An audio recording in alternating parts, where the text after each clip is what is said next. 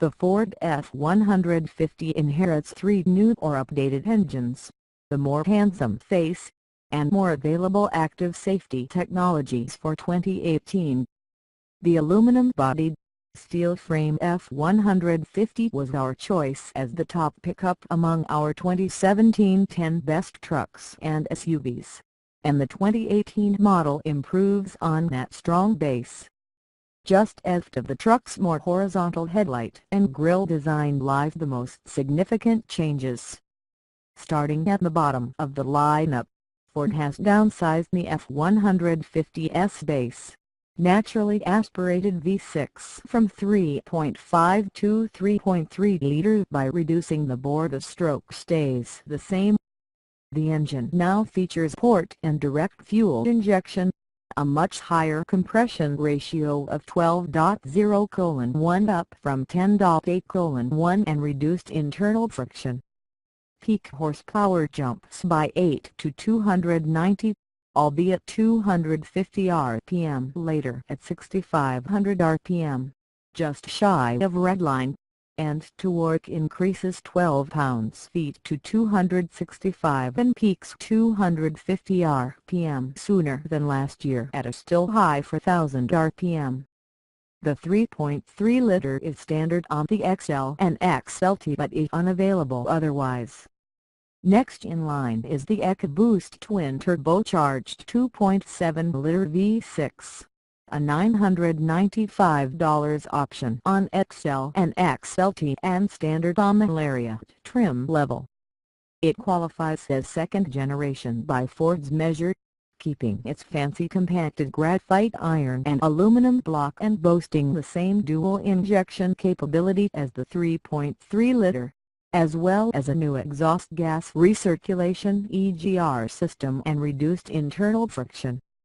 Peak horsepower holds at 325 and is available 750 rpm lower in the rev range at 5,000 rpm, while torque jumps 25 pounds-feet to an even 400 and peaks 250 rpm sooner at 2,750 rpm. Ford left alone the other available EcoBoost, the twin-turbocharged 3.5-liter V6, as well as its higher output sibling that powers the equally unchanged F-150 Raptor, as the engine was new last year. The 375 HP engine is the burliest in the conventional F-150 range and a steal at between $600 and $2,895 when added to the XL, XLT, Lariat, King Ranch, and Platinum models. It is standard on a range-topping F-150 Limited.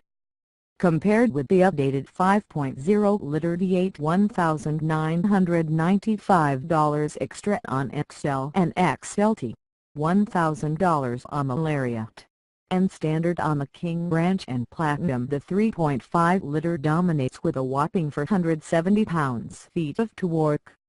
The 5.0-liter inherits the same port and direct fuel injection capability as the rest of the F-150's engine range to produce 10 more horsepower and 13 more pounds-feet than before, for a total of 395 horsepower and 400 pounds-feet. Ford's 10-speed automatic transmission is no longer exclusive to trucks with the 3.5-liter EcoBoost. That gearbox replaces the 6-speed automatic that was previously paired with the 2.7-liter and the 5.0-liter. Ford kept the tried-and-true 6-speed automatic for the 3.3-liter V6, citing cost and drivability goals.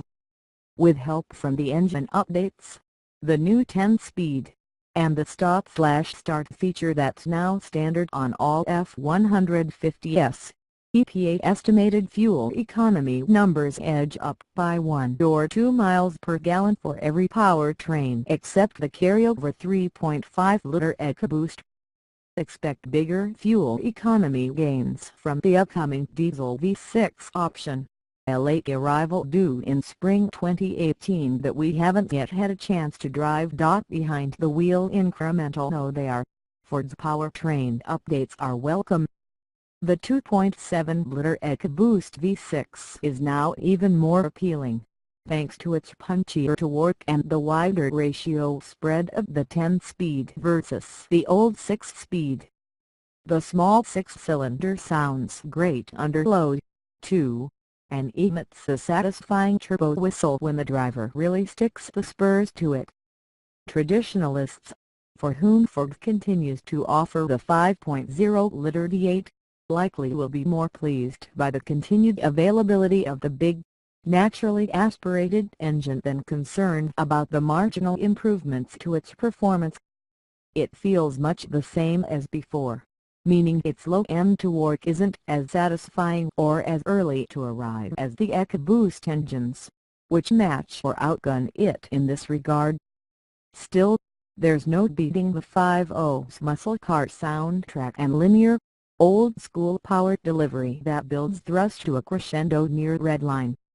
As we noted in our test of the 2017 F150 with the 3.5-liter EcoBoost and this same 10-speed, with so many gears to choose from and the ability to lock, unlock, and even partially lock its torque converter to maximize efficiency or to smooth over a shift, the transmission can stay busy no matter which engine it's bolted to. For the most part, one must consult the comically long string of digits from 1 to 10 displayed in the gauge cluster to track the transmission's behavior. In normal driving, the transmission skips gears when accelerating and decelerating to avoid shift pileups, and it runs sequentially through every single gear only under full throttle or when driven gently, as during, say, the EPA's fuel economy testing procedures. Busy also describes the 6-speed automatic attached to the new 3.3-liter V6, although for different reasons. Lacking a broad and flat torque curve of its turbocharged siblings, the V6 forces the 6-speed to shift often to keep up momentum. We drove to F150s with that engine, the stripped-out two-wheel drive, extended cab F150 XL and a 4-wheel drive, crew cab XLT. Both felt slow, the condition exacerbated when we loaded the crew cab's bed with a 1,200-pound bundle of horse feed. We suspect that Ford's decision to go with the 6-speed in the base trim is its way of keeping the opening price as low as possible. As it is, the 6-speed makes the most of the V6's output, the larger gaps between its ratios enabling the engine to wind out a little more. Its sport mode in addition to a traditional tow/haul mode is even snappier, usefully hanging on to lower gears, reducing the need to dip further into the throttle when encountering hilly terrain. Lead-footing the 3.3-liter has two unfortunate consequences. First, at higher RPM there's a shrillness to the V6's sound. It is also where the fuel injection switches from port to direct. Second, all that revving probably doesn't help fuel economy, rendering its better EPA ratings more of a theoretical than a real-world advantage. To be fair to the updated base engine, the old 3.5-liter was just as pokey. Fortunately, Ford makes it easy and affordable to upgrade to the far better and more powerful EcoBoost engines for the V8, and we recommend every F150 buyer do so. We'll confirm Ford's claims of higher efficiency and see how much quicker the updated engines are when we run the 2018 F150s variants through our regimen of instrumented tests. Minor updates elsewhere. As for the rest of the truck, Ford has left well enough alone. The existing F150s interior carries over to 2018. Sends any changes beyond a few new color schemes and classy Kingsville upgrade for the King Ranch model. Now there's an onboard 4G LTE data connection with a Wi-Fi hotspot for the optional Sync 3 infotainment system.